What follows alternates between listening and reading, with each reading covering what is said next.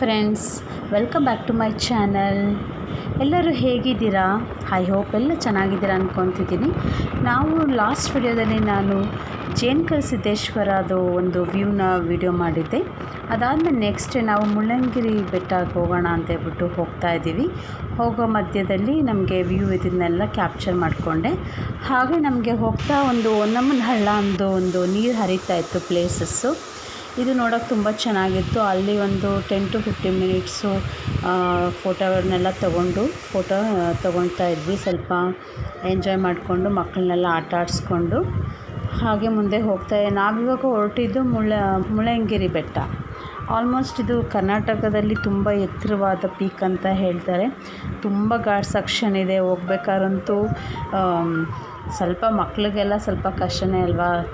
View ನೋಡೋಕ್ಕೆ ತುಂಬ ಚೆನ್ನಾಗಿರುತ್ತೆ, ಬಟ್ ಸ್ವಲ್ಪ ಘಾಟ್ ಸೆಕ್ಷನ್ ಇರೋದ್ರಿಂದ ಮಕ್ಕಳಿಗೆಲ್ಲ ಸ್ವಲ್ಪ ಮಧ್ಯೆ ಹೋಗ್ಬೇಕಾದ್ರೆ ಸ್ವಲ್ಪ ನಿಲ್ಲಿಸಿ ಹೋಗೋಕ್ಕೂ ಕಷ್ಟ ಆಗ್ತಿತ್ತು. ಯಾಕೆಂದರೆ ಮಕ್ಳಿಗೆ ಸ್ವಲ್ಪ ವಾಮಿಟ್ ಸೆನ್ಸೇಷನ್ ಎಲ್ಲ ಇರುತ್ತೆ. ಹಾಗೆ ಹೋಗ್ತಾ ನಾವು ಮುಳ್ಳಯ್ಯನಗಿರಿ ಫಸ್ಟ್ ಬೆಟ್ಟದಲ್ಲಿ ನಾವು ತಲುಪಿದ್ವಿ. ಇಲ್ಲೊಂದು ದೇವಸ್ಥಾನ ಇದೆ, ಟೆಂಪಲ್ ಇದೆ.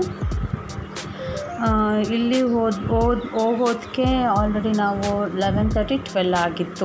ಮಾರ್ನಿಂಗ್ ಹೊರಟಿದ್ದು ಸ್ವಲ್ಪ ಲೇಟ್ ಆಗಿತ್ತು, ಏಕೆಂದರೆ ಲಾಸ್ಟ್ ನೈಟು ಸ್ವಲ್ಪ ಜರ್ನಿ ಮಾಡಿದ್ವಿ. ಅದರಿಂದ ಮಾರ್ನಿಂಗ್ ಸ್ವಲ್ಪ ಲೇಟ್ ಆಯಿತು. ಅದರಿಂದ ಹೊರಡೋದು ಲೇಟ್ ಆಯಿತು. ಇಲ್ಲಿ ಬಂದು ತಲುಪೋದಕ್ಕೆ ನಾವು ಆಲ್ರೌಂಡ್ 11:30 to 12:30 ಆಗೋಯಿತು. ಇಲ್ಲಿ ಒಂದು ದೇವಸ್ಥಾನ ಇದೆ.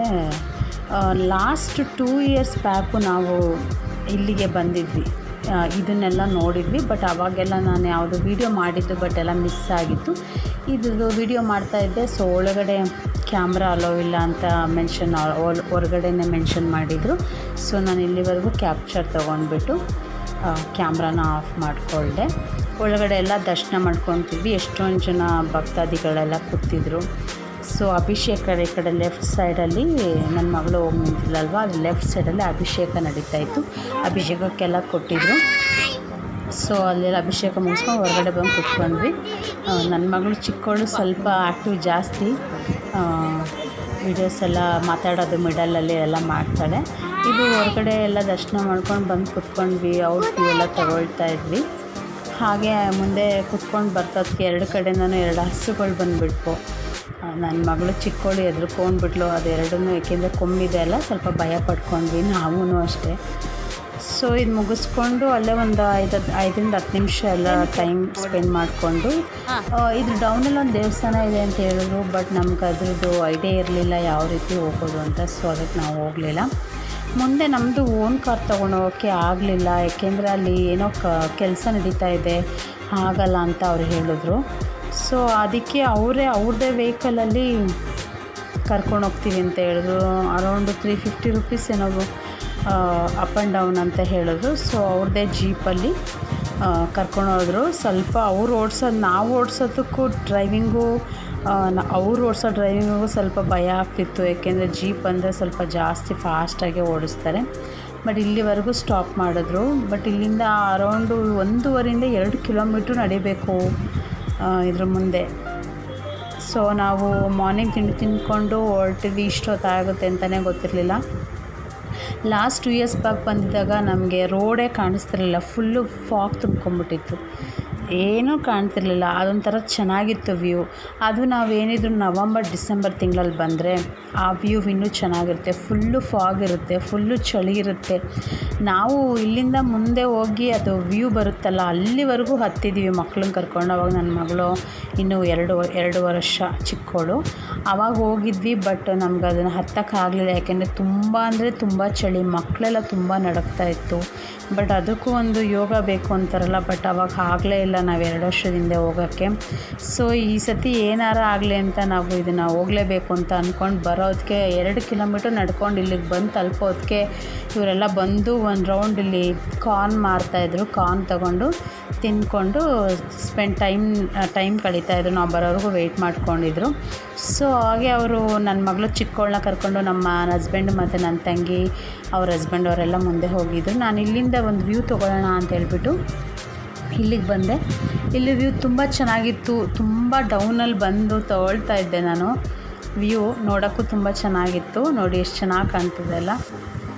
ನೋಡೋಕ್ಕೆ ತುಂಬ ಸ್ಲೈಟ್ ಅನ್ನೋ ಥರನೇ ಅನ್ನಿಸ್ತಿತ್ತು. ಬಟ್ ಅಲ್ಲಿ ಹೋಗಿ ನಿಂತ್ಕೊಂಡ್ರೆ ನಾರ್ಮಲಾಗಿ ರೋಡ್ ಥರನೇ ಸಾಧವಾಗಿತ್ತು. ಅಲ್ಲಿದೆಲ್ಲ ಕ್ಯಾಪ್ಚರ್ ಮಾಡಿಕೊಂಡು ಇಲ್ಲಿಗೆ ಬರೋದಕ್ಕೆ ನಮ್ಮ ಅಮ್ಮನ ಜೊತೆ ನಾನು ನಿಧಾನಕ್ಕೆ ಬರ್ತಾಯಿದ್ದೆ. ಯಾಕೆಂದರೆ ಅವ್ರಿಗೆ ಬೇಗ ಬೇಗ ಮೆಟ್ಲು ಹತ್ತಕ್ಕಾಗಲ್ಲ ಅಲ್ವಾ. ಸೊ ಅದರಿಂದ ನಾನು ನಿಧಾನಕ್ಕೆ ನಡ್ಕೊಂಡು ಬರ್ತಾಯಿದ್ದೆ. ಅಲ್ಲಿಂದ ಬಂದು ತಲುಪೋದಕ್ಕೆ ಹಾಸ್ಟೆಲ್ ಕಾಲೇ ಅವರೆಲ್ಲ ಮೇಲೋಗಿ ಕಾಯ್ತಾಯಿದ್ರು ನಮಗೆ ಬರೋದಕ್ಕೆ. ಇದು ವ್ಯೂ ಈ ಥರ ಇದೆ, ತುಂಬ ಚೆನ್ನಾಗಿದೆ ವ್ಯೂ. ನಮ್ಮದು ಕರ್ನಾಟಕದಲ್ಲಿ ಅತಿ ಎತ್ತರವಾಗಿರೋ ಪೀಕ್ ಅಂದರೆ ಇದೇನೆ. ಬಟ್ ಸೀನ್ರಿ ಮಾತ್ರ ನೋಡೋಕ್ಕೆ ತುಂಬ ಚೆನ್ನಾಗಿದೆ. ಇಲ್ಲೊಂಥರ ಕಲ್ಲದೆಲ್ಲ ಕಟ್ಟಿದ್ದಾರೆ, ಮೆಟ್ಲಿದೆ.